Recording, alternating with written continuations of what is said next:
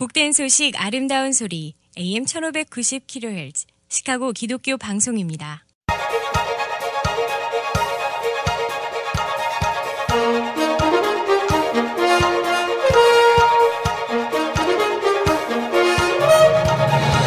김정일 해설위원의 시사 해설. 세상을 넓게 봅니다. 삶의 지평이 넓어집니다.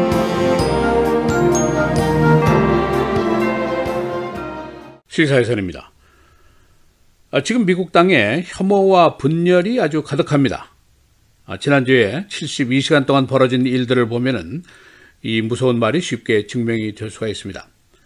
지난 토요일 피츠버그 유대인 사원에서 인종차별주의자들의 총에 맞아서 11명의 유대인들이 사망했습니다.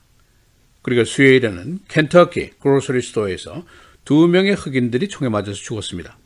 또 금요일 플로리다에서는 전국에 있는 소수계 또 정치적인 반대자들에게 폭탄을 우성했던 범인이 체포가 됐습니다.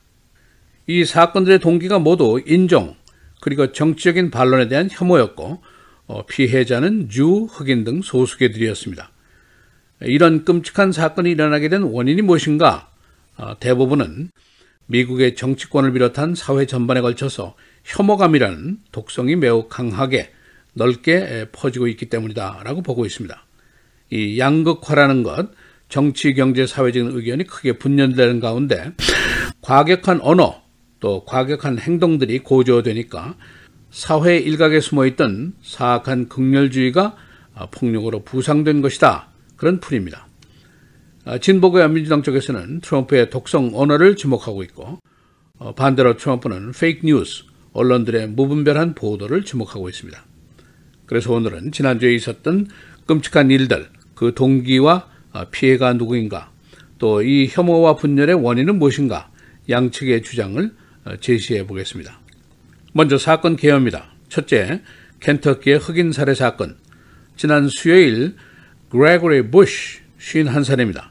백인이고 인종차별주의자인데 켄터키에 있는 제퍼슨 타운에 있는 한 흑인 침례교회에 들어가려고 시도를 하다가 실패를 합니다. 문이 잠겨 있었습니다. 그는 대신에 옆에 있는 식품점 크로거 스토어로 들어가서 흑인 2명을 총으로 쏴서 죽이게 됩니다. 첫 번째 피해자는 69세 12살 난 손자와 샤핑을 하고 있었고 두 번째 사망자는 67세 남자 파킹랏에서 총에 맞아서 숨졌습니다. 그는 인종차별적인 위협을 주변에 여러 번 한 적이 있고 또 정신병력을 갖고 있습니다. 그는 도주하다가 체포가 됐는데 검찰에 의해서 Civil Rights Law 그리고 Hate Crime 등으로 기소가 되었습니다. 두 번째 사건, 이때는 전 국민들이 이 폭탄 소포 사건으로 어수선하던 때였는데 주로 진보계, 민주당 그리고 흑인들에게 우성된 파이프밤이 14개나 됩니다. 이 중에는 전 대통령, CIA 국장, 억만장자 등이 포함이 되어 있습니다. 범인은 56살 플로리다 거주하는 시저 세약, 자신이 백인 우월주의자라고 선언을 했습니다. 그의 벤츄럭에 보면은 오바마 전 대통령과 클린턴 전 장관을 향한 총구 가늠자 사진이 있었고 CNN을 비난하는 문구 그리고 프로 트럼프, 트럼프 대통령을 칭송하는 메시지가 가득했습니다. 세 번째 사건은 지난 토요일에 있었던 피츠버그 유대인 사원의 대학살 사건입니다. 범인은 로버트 보우러스 46살 역시 인종차별주의자입니다. 사원에서 예배를 드리고 있던 주들 11명이 사망하고 6명이 부상을 당했습니다. 그는 범행 당시에 모든 유대인은 죽어야 한다. All Jews must die 라고 외쳤고 그의 소셜미디어에도 혐오성인 범죄가 가득했습니다. 이 사건이 모두 인종주의 그리고 정치적인 분열, 혐오 여기서 비롯된 것이라고 볼 수가 있습니다. 그리고 켄터키 사건은 또 교회를 무대로 하고 있습니다. 그가 교회 문이 잠겨 있어서 침입을 하지는 못했지만은 흑인 침례교회를 찾아가서 범행을 시도하려고 했었습니다. 교회와 인종주의 사건, 이것은 코리안인 우리들에게도 익숙한 사건입니다.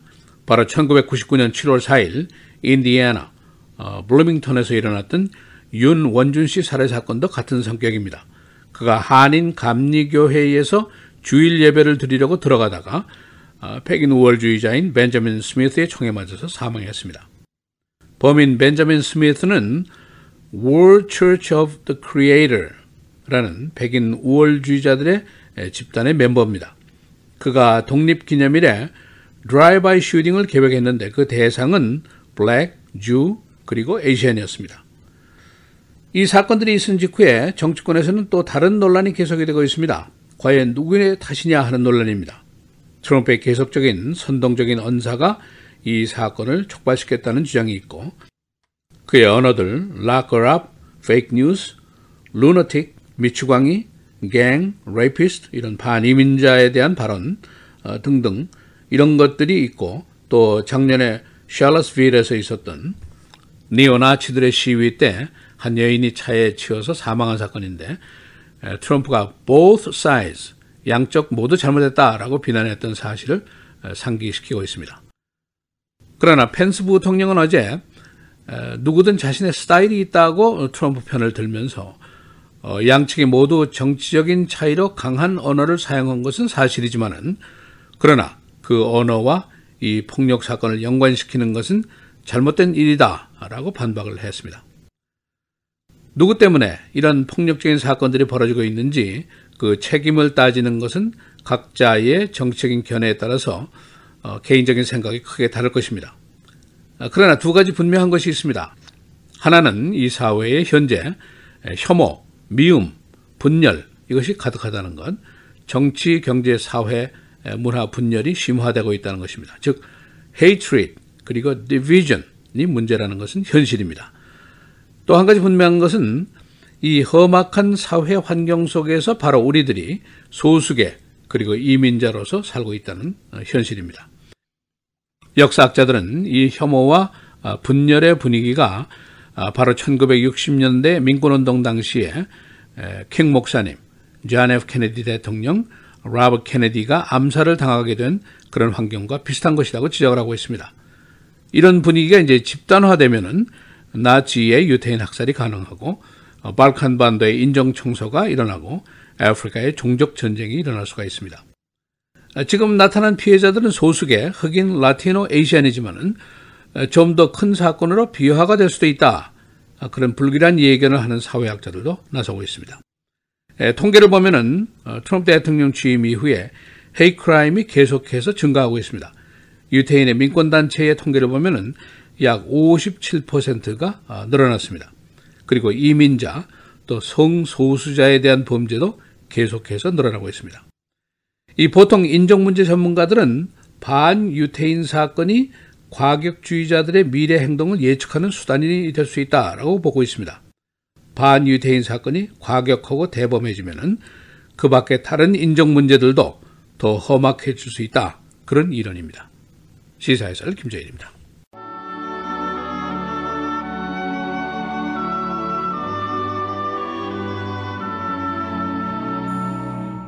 귀 있는 자는 성령이 교회들에게 하시는 말씀을 들을지어다.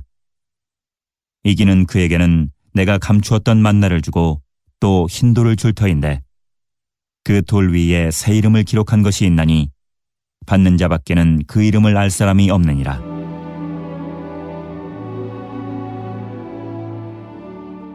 복된 소식 아름다운 소리 AM 1590kHz 시카고 기독교 방송입니다.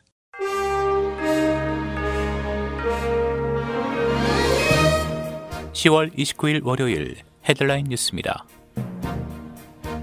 펜실베니아주 피츠버그의 유대교 회당에서 총기를 난사해 11명의 사망자와 6명의 부상자를 낸 로버트 바우어스에게 증오범죄 등 총 29개 연방범죄 혐의가 적용됐습니다.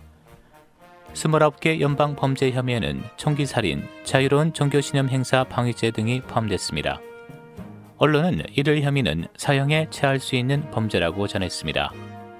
사망자는 남성 8명과 여성 3명으로 전원이 회당 소재지인 스커럴힐을 포함한 피츠버그 지역의 주민이었고 사망자 중 최고령인 로즈 말린거 할머니는 유럽에서 자행된 홀로코스트에서 살아남은 인물이었다고 언론은 전했습니다. 한편 사건이 발생한 피츠버그 유대교 회당에서는 어제 약 2,500명의 추모객이 모여 희생자들을 추모하는 예배를 드렸습니다.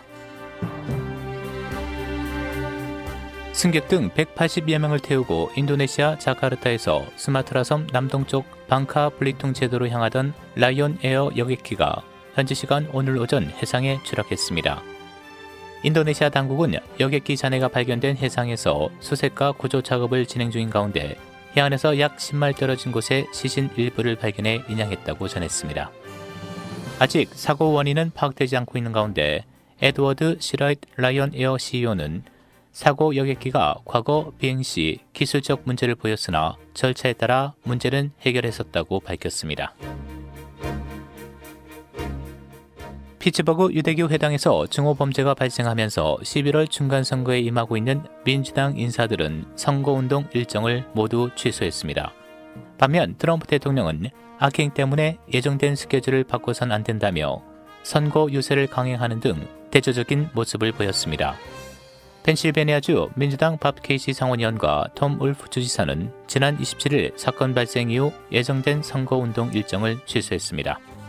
한편 트럼프 대통령은 사건 발생 후 선거 유세를 계속하느냐는 기자들의 질문에 우리는 그런 악행으로 인해 우리의 삶이나 예정된 스케줄을 바꿔서는 안 된다며 이번 총격은 분명 반유대주의 범죄라며 미국에서 반유대주의는 절대 용납될 수 없다고 강조했습니다. 트럼프 대통령은 31일까지 백악관을 비롯한 공공기관의 조기를 개항하라고 지시했습니다. 아울러 조만간 피츠버그를 방문하겠다고 밝히기도 했습니다. 보스턴 레드삭스가 통산 9번째 월드시리즈 정상에 올랐습니다. 레드삭스는 어제 열린 LA 다저스와의 월드시리즈 5차전에서 5대1로 승리를 거뒀습니다. 시즌 전적 4승 1패를 기록한 레드삭스는 지난 2013년 이후 5년 만이자 통산 9번째 월드시리즈 우승을 차지했습니다. MVP에는 월드시리즈에서 홈런 3개, 8타점을 기록한 스티브 피어스에게 돌아갔습니다. 약 1000여 명의 시카고 시민들이 어젯밤 페더럴 플라자 앞에 모여 피츠버그와 켄터키의 인종주의 살해 사건의 피해자들을 추모했습니다.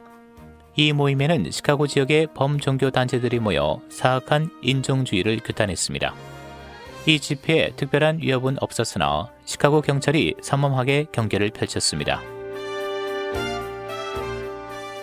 노후한 시카고 애비뉴의 시카고 리버 교량이 이번 주 목요일에 폐쇄됩니다. 이 다리는 1차 대전 시에 지어진 후 14명의 시장과 18명의 대통령을 겪었습니다. 임시 다리는 내년에 그리고 완전한 다리는 2021년에 세워질 예정입니다. 시카고 비어스가 어제 뉴욕 제츠에게 24대 10으로 이겼습니다. 시즌 전적 4승 3패, 비어스는 어제 NFC 노스조에서 다시 1위를 차지했습니다. 패커스와 라이온즈가 어제 각각 상대에게 패함에 따라 베어즈는 최하위에서 다시 1위를 차지했습니다. 날씨입니다. 오늘은 대체로 맑은 가을 날씨 보이겠고 한때 구름 많은 지역 있겠습니다. 낮 최고 54도, 밤 최저 43도. 내일 흐리고 오들어 비가 내리겠습니다. 낮 최고 62도, 밤 최저 46도. 수요일 흐리겠습니다. 낮 최고 57도, 밤 최저 43도. 목요일 대체로 맑은 가운데 한때 흐린 지역 있겠습니다. 낮 최고 53도, 밤 최저 39도입니다.